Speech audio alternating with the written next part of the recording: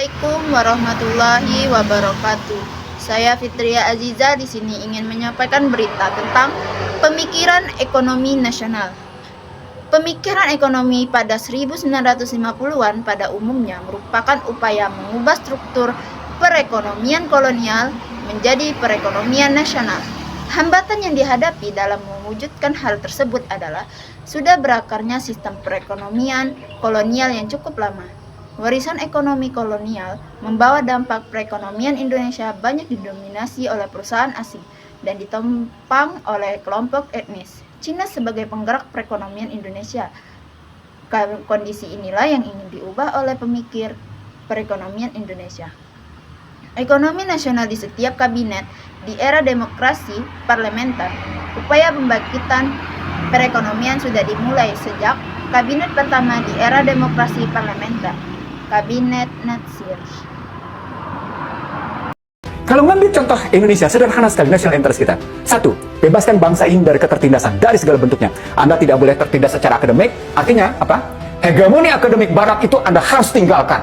Yang selama kita merdeka, sudah 44 menteri pendidikan, padahal kita baru merdeka 78. Apa artinya? Hegemoni akademik berbasis barat terjadi, lewat kurikulum.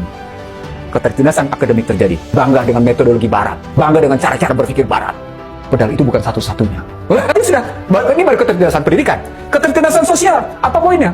Dalam perspektif misal ketertindasan sosial, rusaknya modal sosial. Itu kata kunci. Rusaknya social capital. Padahal dalam cara social capital barat pun, value-nya dalam materialism. Dan hilang makna leadership.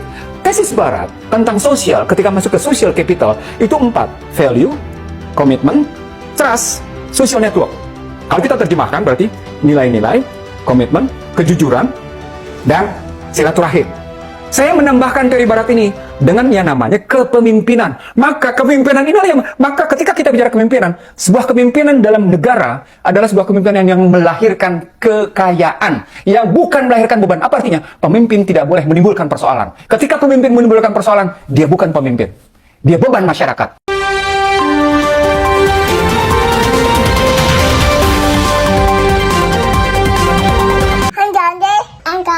Selamat datang naik itu ada jangan keluarga. Tot halo, bangun Andi, I love you. Wih gantengnya Terus? gantengnya Bersama baru gaji.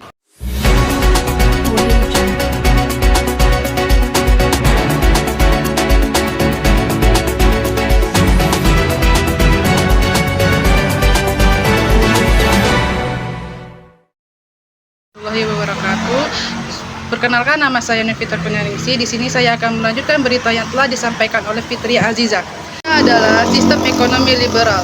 Sesudah pengakuan kedaulatan, pemerintah Indonesia menanggung beban ekonomi dan keuangan yang cukup berat dampak dari disepakatinya ketentuan-ketentuan KMB, yaitu meningkatnya nilai utang Indonesia, baik utang luar negeri maupun utang dalam negeri. Struktur perekonomian yang diwarisi dari penguasa kolonial masih berat di sebelah. Nilai ekspor Indonesia pada saat itu masih sangat tergantung pada beberapa jenis hasil perkebunan yang nilainya jauh di bawah produksi pada era sebelum Perang Dunia II. Kebijakan yang ditempuh pemerintah untuk menanggulangi permasalahan tersebut diantaranya adalah melaksanakan industrialisasi yang dikenal dengan rencana Suemitro. Sasaran yang ditekankan dari program ini adalah pembangunan industri dasar, seperti pendirian pabrik-pabrik semen, pemintalan, karung, dan percetakan. Kebijakan ini diikuti dengan peningkatan produksi, pangan, perbaikan sarana dan prasarana, dan penanaman modal asing. Dalam ilmu hukum, saya kasih teori sedikit ya, supaya kita bisa bayangkan bagaimana cara berpikir kritis. Di dalam teori ilmu hukum ada satu mata kuliah yang di sini mungkin di Indonesia kurang diajarkan, namanya Economic Analysis of Law. Economic Analysis of Law artinya gejala hukum itu dianalisa melalui metode ekonomi. Jangan terbalik ya, bukan tentang ekonomi hukum itu, tapi gejala hukum diperiksa dengan metodologi ekonomi itu.